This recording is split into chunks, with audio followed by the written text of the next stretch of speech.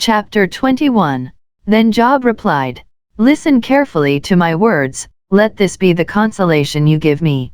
Bear with me while I speak, and after I have spoken, mock on. Is my complaint directed to a human being? Why should I not be impatient? Look at me and be appalled, clap your hand over your mouth. When I think about this, I am terrified, trembling seizes my body. Why do the wicked live on, growing old and increasing in power? They see their children established around them, their offspring before their eyes.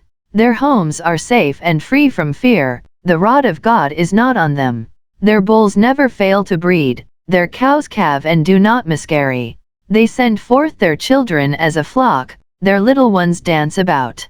They sing to the music of timbrel and lyre, they make merry to the sound of the pipe. They spend their years in prosperity and go down to the grave in peace. Yet they say to God, leave us alone. We have no desire to know your ways. Who is the Almighty, that we should serve him? What would we gain by praying to him? But their prosperity is not in their own hands, so I stand aloof from the plans of the wicked.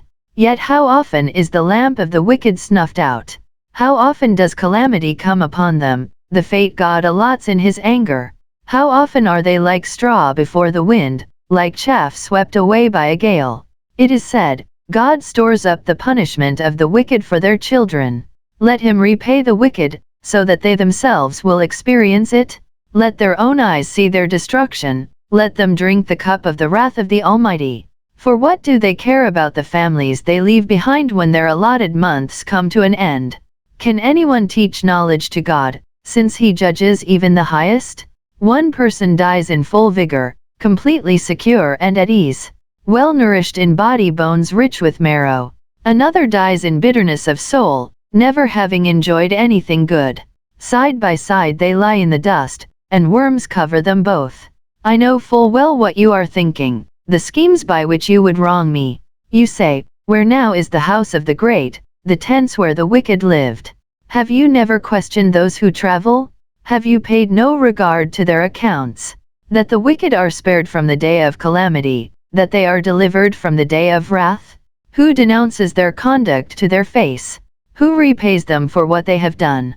They are carried to the grave, and watch is kept over their tombs. The soil in the valley is sweet to them, everyone follows after them, and a countless throng goes before them. So how can you console me with your nonsense? Nothing is left of your answers but falsehood. Chapter 22. Then Eliphaz the Temanite replied, Can a man be of benefit to God? Can even a wise person benefit him? What pleasure would it give the Almighty if you were righteous? What would he gain if your ways were blameless? Is it for your piety that he rebukes you and brings charges against you? Is not your wickedness great? Are not your sins endless? You demanded security from your relatives for no reason. You stripped people of their clothing, leaving them naked. You gave no water to the weary and you withheld food from the hungry. Though you were a powerful man, owning land, an honored man, living on it. And you sent widows away empty-handed and broke the strength of the fatherless. That is why snares are all around you, why sudden peril terrifies you, why it is so dark you cannot see, and why a flood of water covers you.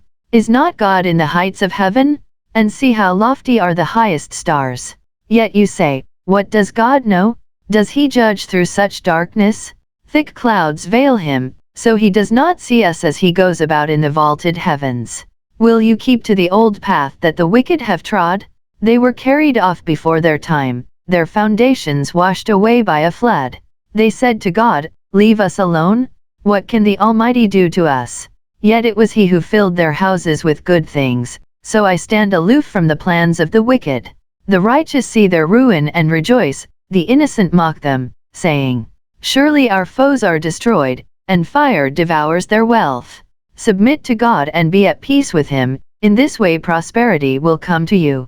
Accept instruction from his mouth and lay up his words in your heart. If you return to the Almighty, you will be restored, if you remove wickedness far from your tent, and assign your nuggets to the dust, your gold of Ophir to the rocks in the ravines. Then the Almighty will be your gold, the choicest silver for you. Surely then you will find delight in the Almighty and will lift up your face to God.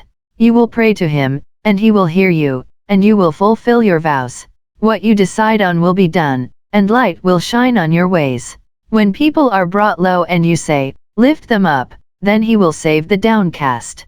He will deliver even one who is not innocent, who will be delivered through the cleanness of your hands. Chapter 23. Then Job replied, even today my complaint is bitter, his hand is heavy in spite of my groaning. If only I knew where to find him, if only I could go to his dwelling. I would state my case before him and fill my mouth with arguments. I would find out what he would answer me, and consider what he would say to me. Would he vigorously oppose me? No, he would not press charges against me. There the upright can establish their innocence before him, and there I would be delivered forever from my judge.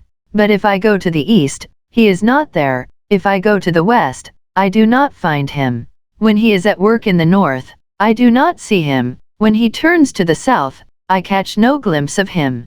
But he knows the way that I take. When he has tested me, I will come forth as gold. My feet have closely followed his steps. I have kept to his way without turning aside. I have not departed from the commands of his lips. I have treasured the words of his mouth more than my daily bread. But he stands alone, and who can oppose him? He does whatever he pleases. He carries out his decree against me, and many such plans he still has in store. That is why I am terrified before him. When I think of all this, I fear him. God has made my heart faint, the Almighty has terrified me. Yet I am not silenced by the darkness, by the thick darkness that covers my face. Chapter 24. Why does the Almighty not set times for judgment? Why must those who know him look in vain for such days? There are those who move boundary stones. They pasture flocks they have stolen. They drive away the orphan's donkey and take the widow's ox in pledge. They thrust the needy from the path and force all the poor of the land into hiding. Like wild donkeys in the desert, the poor go about their labor of foraging food. The wasteland provides food for their children. They gather fodder in the fields and glean in the vineyards of the wicked. Lacking clothes, they spend the night naked. They have nothing to cover themselves in the cold. They are drenched by mountain rains and hug the rocks for lack of shelter.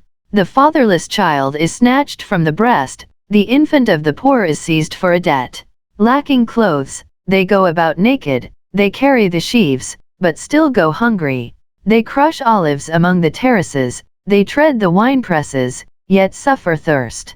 The groans of the dying rise from the city, and the souls of the wounded cry out for help.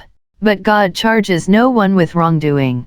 There are those who rebel against the light, who do not know its ways or stay in its paths.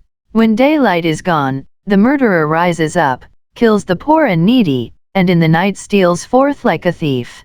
The eye of the adulterer watches for dusk. He thinks, no eye will see me, and he keeps his face concealed. In the dark, thieves break into houses, but by day they shut themselves in. They want nothing to do with the light. For all of them, midnight is their morning. They make friends with the terrors of darkness. Yet they are foam on the surface of the water. Their portion of the land is cursed, so that no one goes to the vineyards.